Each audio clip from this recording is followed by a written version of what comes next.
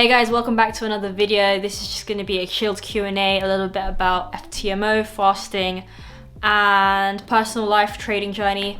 So sit back, relax, and enjoy the video. So if I'm looking over here, it just means that I'm looking at my laptop, which has the questions. If you lose money, do you owe them? And the simple answer is no, you don't owe them. And that's the great thing about trading with FTMO, is because you get to trade at scale. That's technically not yours, but you get to reap the rewards and the benefits of trading as if you had 100k. And if you blow it, then you blow it, you know? What I mean by blowing it is if you violate their rules. If you go from, let's say you're trading the 100k account, you make a 5k loss in the day, or you hit 90k and below, that's violating one of their rules, and then of course you lose the funded account.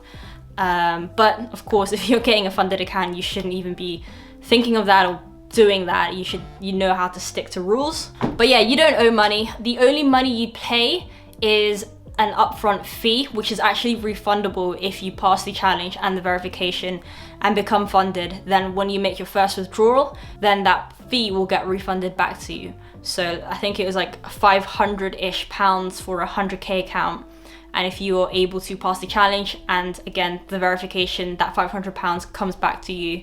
Now if you don't pass the challenge or the verification, then technically that fee's gone, and that goes to them. And when you do make a profit split, when you are funded, then they will take 30% of their profits and then you keep the 70%. The next question is from Chris Newbold.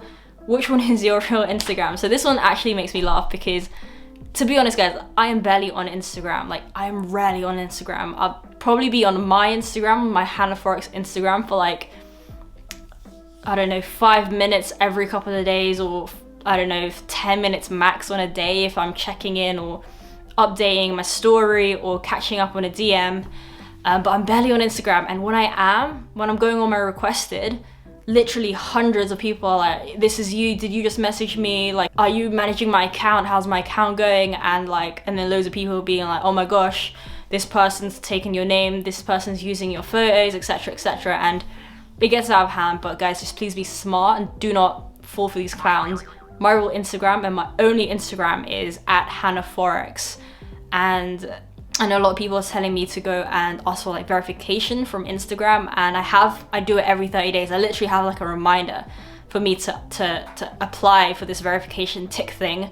But for some reason I just get rejected, and honestly it's such a shame that the Forex industry is like this, because I would literally just say like 90% of it is really fake, and it's honestly such a shame. But again, this is sort of why I try to share my journey, share my story, but yet people still abuse it, and honestly it's embarrassing for this whole Forex industry. And I didn't even know, but just please be smart. I'll never have a Telegram. I'm not taking investment. I'll never come to you for investment. I'll never do it through social media. So the next question is from Bianca. Does your mum already know how you earn or how much you earn? Is she supportive of your journey? So the quick answer to this is she doesn't know how I earn, how much I earn, and I'd say she's supportive of my journey. I'd say she's supportive of my life journey, not so much trading journey. That is because she doesn't actually know that I've quit my job. She doesn't know that I'm trading FTMO. She knows nothing about my YouTube channel, as far as I know. You know, she could be doing that thing that parents do where they know something but they don't say it. They don't like point out the elephant in the room. So we've never actually consciously, actively spoken about it, like that I've quit my job or that I'm trading or that I make these videos. Again, a big reason why I moved out was so that I can actually quit my job and not see, like, she won't be able to see that, you know, I'm just at home trading or making these videos. Another reason why I moved out was so that I can kind of take YouTube a little bit more seriously and grow this passion, this hobby, into more of something serious, and be able to just be more creative and share and give back. But yeah, she doesn't know, but I do actually have a feeling that she does know. There was one time we were in Owing market, I was getting a green juice, and someone spotted me and was like, hey, you're Hannah FOREX from Instagram, and I was with my mum. She was right next to me. It was really awkward, and I feel like my mum pretended like she didn't hear, and I was kind of just going along with it, like talking to the dude who was serving me at the juice bar. And on the way home, I didn't know if I should bring it up or not, but I kind of just played it cool and was very blasé about it. And she knows I'm into like the whole market sort of thing, like she thinks I'm like stock investing and whatnot. When I do go see her and she asks me how's work going, I kind of take it as if she's asking me just work in general. Next question is from Sharon Tang. Do you only ever have one trade running at a time? So this is, I think, a response from my risk management video, which I'll put up on the screen right now. And my answer to that is basically, it depends. I do have a rule where I will never have more than 3 trades running at a time, or like enter it within the same sort of period. For example, if we had NU, AU, EU, and I wanted to take it at the hourly close, I will only take that and no more. Like if UJ started to like pop off as well, I won't take it. I'll cap it to the 3%. And that's my personal rule. I know some people who only will ever take 2 or 4 or 5. Obviously not more if you are FTMO funded. I don't think that would be a smart move. Again, it just depends on your risk management, but assuming you're risking 1%. But personally, from my experience and all my data in the past, I'd say 18 months.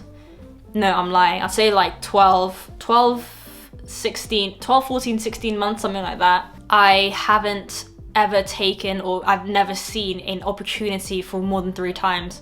So let's say even there was 6 that I could take, like, okay, these are trades that I could take.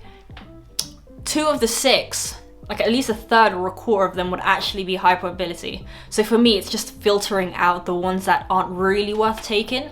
Again, you want to manage your risk and you don't want to just suddenly get too excited and trigger happy and take all 6 trades. Even though if they are somewhat fit in your plan, there's going to be one that kind of either messes up, you know, all of a sudden it might get a wick, or all of a sudden it just goes in the other direction before you want to take your entry.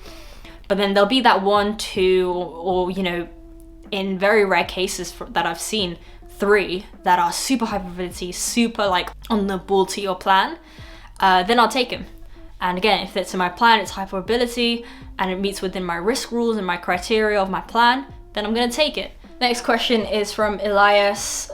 Another great video, thank you.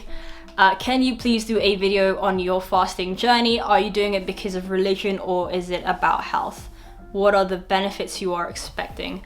Hey guys, Future Hannah here. I just wanted to say that the rest half of this video is just going to be about me and my fasting journey. So if you guys want to click off, it's not going to be trading related, then thank you for watching. So I did a 5-day water fast. So 5 days, that's like literally 120 hours. It was mostly because of health reasons, and then mental reasons, and then spiritual religious reasons. So for the first one, which is health issues, I was basically struggling with a lot of like inflammatory problems, and you know, I don't even want to say autoimmune diseases, but things like to do with skin, respiratory, joint pains and things like that. Like every night I would cough my lungs out literally, and yeah, I would cough, like I'd have like these coughing fits like every hour at night, and it was causing me to lose sleep. And obviously if I'm losing sleep, then I'm going to be groggy and I don't feel good. It's hard for me to feel productive, be productive and be focused. And yeah, it's something that I just overlooked and I didn't think much of it. At first I was like, oh, it's just, you know, it must be dusty, but then I'd clean and I'd literally be super clean. But literally, yeah, like I would still have those coughing fits. I'd wake up like congested, stuffy nose, like my chest would hurt. Same thing at night. But again, I didn't really think it was that deep or something too serious. When I'd, you know, walk up stairs, my knees would lock, my knees would really ache. After walking for like literally, I don't know, 10 minutes, my knees would ache, my ankles would ache, my wrists would ache, like a lot of joint pain and stuff. And, you know, I would be like, okay, just a little bit of cod liver oil or some sort of, what was this one that I saw? I started taking like glucosamine sulfate or something like that. And yeah, I had that problem for like, I'd say literally like over a decade, for like over 10 years. But I just kept pushing it away until obviously I like researched more into it, and then I just started fasting. I tried fasting, but long-term fasting, not just like intermittent fasting, but more than 72 hours, like no food at all, but with just water. And I did 120 hours. Literally, it was like hell in day 1 and day 2. It was hell because I was going through like caffeine withdrawal symptoms, sugar, salt, carbs, meat, you know, things like that, like every day. And then all of a sudden it just stops. For the first 2 days it was hell. But I would say literally after that period, there's a calmness in that storm, and it's like an ocean where it's so like crazy at the top, but then you sort of, once you surrender and you submerge yourself, it's this calmness within that. That's how I felt. And I remember waking up and I was just able to breathe and not even thinking about like, because usually I'd brace myself if I'm walking up the stairs because I know it's gonna click, it's gonna hurt, it's gonna lock, like my knees. But just being able to just walk up the stairs, it was pretty crazy. And yeah, then I was literally like, wow, something's actually changing. Like seeing the physical benefits of fasting opens your eyes to a whole other realm of like what you're not taught in like school or like, you know, Western medicine and things like that. I knew I would struggle not eating or not giving into temptations and into these bad habits. So that's how I got closer to God. And of course that goes hand in hand in terms of just getting the mental strength to say no to bad food, to not give in to cravings, not to give in to my fleshly desires. Like, I'm Christian. I know a lot of people have been asking me if I'm like Muslim because of like Ramadan fasting and things like that, but I'm Christian. So basically using this time to also get closer to God and come to Him first, and Him be the first point of contact when I needed help to keep me going. So that's pretty much my fasting journey. I didn't film that 5-day fast just because I was focused on me and on my fast and God, obviously. So I may or may not film my next fast, we'll see. But yeah. So guys, that concludes this Q&A. I hope you guys enjoyed the video. Thank you for watching. Check out this playlist where I have the rest of the Q&As if you want to go and watch them. See you guys in the next video. Rack it up, I got a bit of the bank to make me a safe house. Shake it up, she got her hands on her knees and she bringing the cake out. Smoke it up, I got some gas.